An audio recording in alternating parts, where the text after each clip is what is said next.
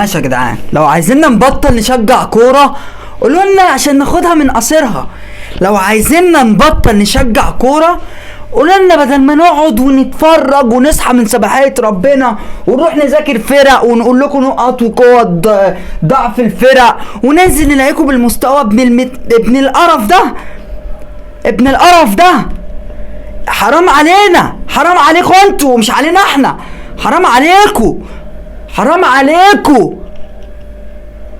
انا مش فاهم الوم المدرب ولا الوم اللعيبه ولا الوم الاعصار ولا الوم مدحت شلبي ولا الوم مين، مش عارف الوم مين، مش عارف ولا اي حاجه من اللي احنا قلناها كلنا. مش هقول لك انا يا عم قلتها لك في الفيديو اللي فات ولا الفيديو اللي قبليه.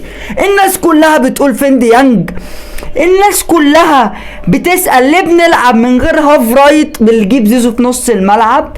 الناس كلها مش فاهمة اي حاجة، الناس كلها مش فاهمة قفشة ليه بينزل واحنا خسرانين 2-0. الناس كلها مش عارفة ان ما بين الشوطين نبدل، المفروض نبدل. امي في البيت عارفة ان المفروض نبدل، بس مين هتروح تقول لمين وتصرخ؟ مهما تصرخ عمر ما حد هيسمعك يا ابني، ولا حرقة الدم اللي فيك دي حد هيحس بيها. الناس دي بتاخد ملايين ودولارات. مين بس اللي بيرن عليا يا جدعان؟ سيبوني في اللي انا فيها يا جدعان، يا جدعان سيبوني، يا جدعان سيبوني. امي بترن عليا يا جدعان، يا جدعان. عايز اصرخ واقف في نص الميدان واصوت، اصوت من محمد هاني. يا دين امي يا جدعان، ده بكرهه وربنا بكرهه وربنا يا محمد هاني انا بكرهك، انا بكرهك انا بكره اليوم اللي انت لعبت فيه كوره، انا بكره اليوم اللي انت عديت فيه من الاختبارات. انت اسوأ لاعب شفته. استغفر الله العظيم، استغفر الله العظيم.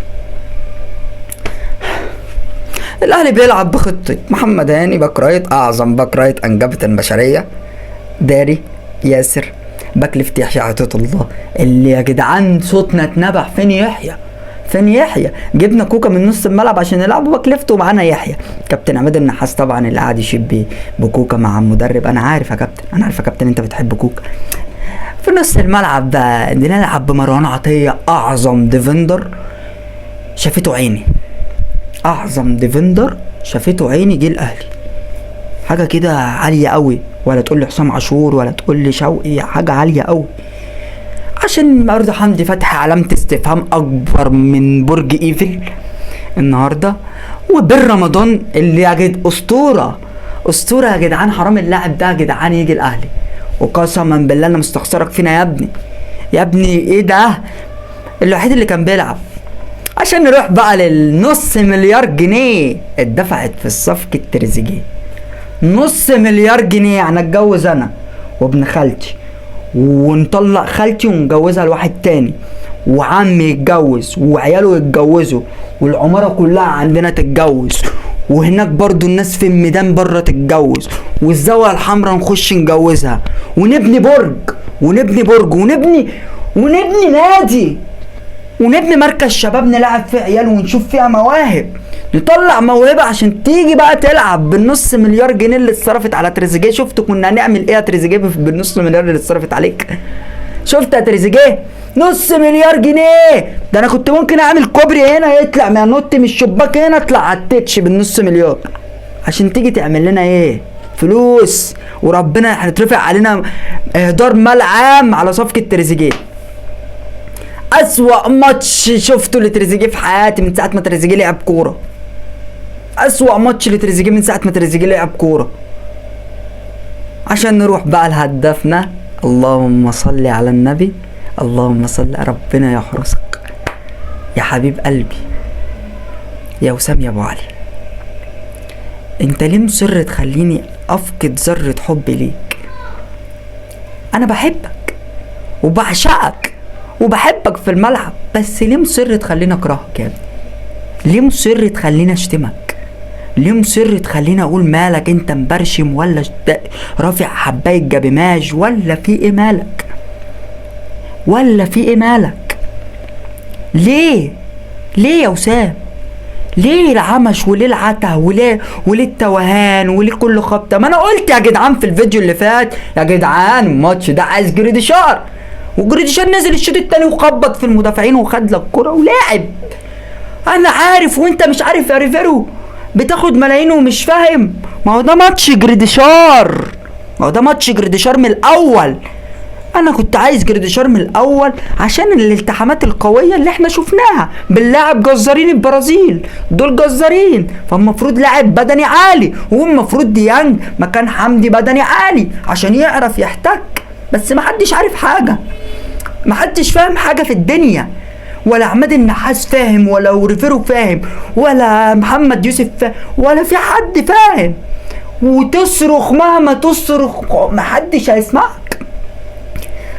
قلت لكم ده انا يا جدعان. طب انا يا جدعان اقول يا عم انا راجل مش شارع، يا عم انا راجل ما بعرفش اقرا ولا اكتب ولا ابصم، واتفرجت على ماتش بالماريس، وقلت لك في الفيديو اللي فات، وقلت لك في الفيديو اللي قبليه ان الماتش دوت محتاج ديانج وجريديشار، ومحتاج العب بلعيبه بدني عالي، ولو الشوط التاني ازمت انزل وسام.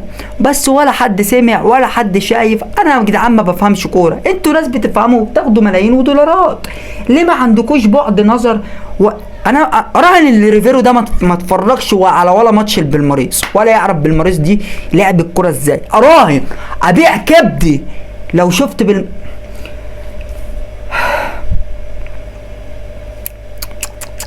يا جدعان انا هموت، يا جدعان انا هموت بسبب كرة القدم، هموت بسبب كرة القدم. ما علينا، نروح بقى للكابتن بقى اللي الصفقة بتاعته وان الفيديو بتاعه تخطى المليار مشاهدة، كابتن زيزو كالابيزو، وهيجيب الجون ويغيظه.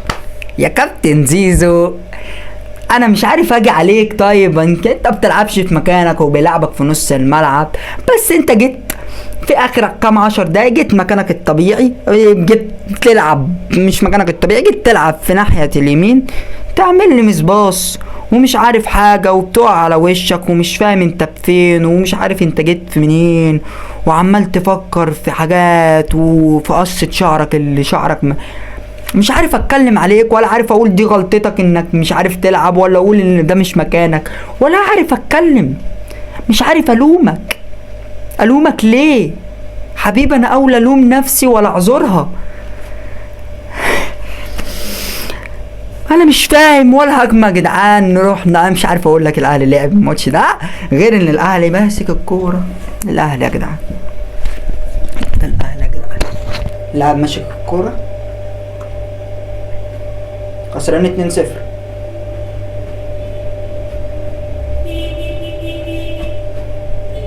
دي لعبة الاهلي يا جدعان واحنا خسرانين يا جدعان. لعبة الاهلي يا جدعان واحنا خسرانين يا جدعان. صباحي خسرانين 2-0 وشايف لعيبه بتاخد الكوره.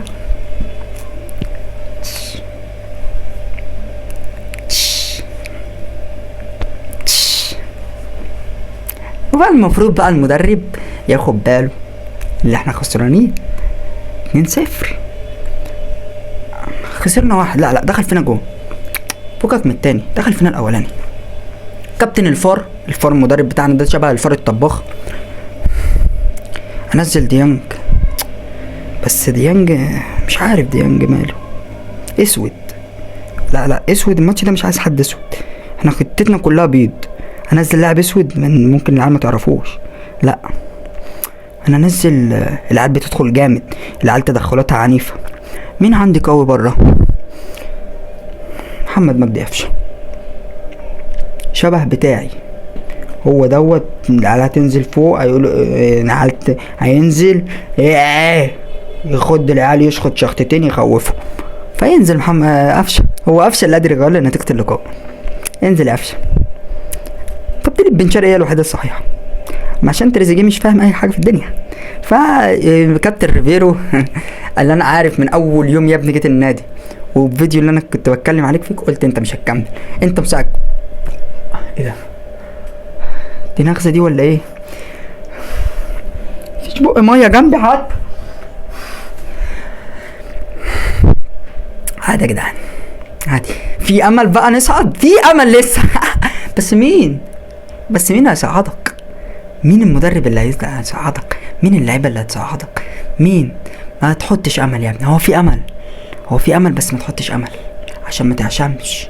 كل حاجه هتحط فيها املك وهتعشم وتجري فيها نهايتها معروفه، عمرها ما هتضحك لنا، عمرها ما هتحبنا.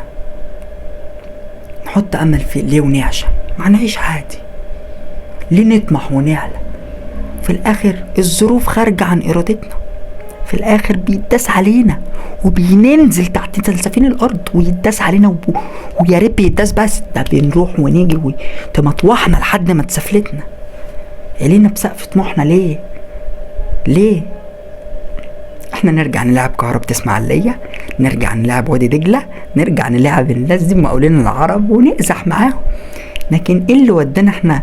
دي بلد نكسة، احنا رايحين نلعب في بلد نكسة اصلا، اعاصير وبلد نكسة.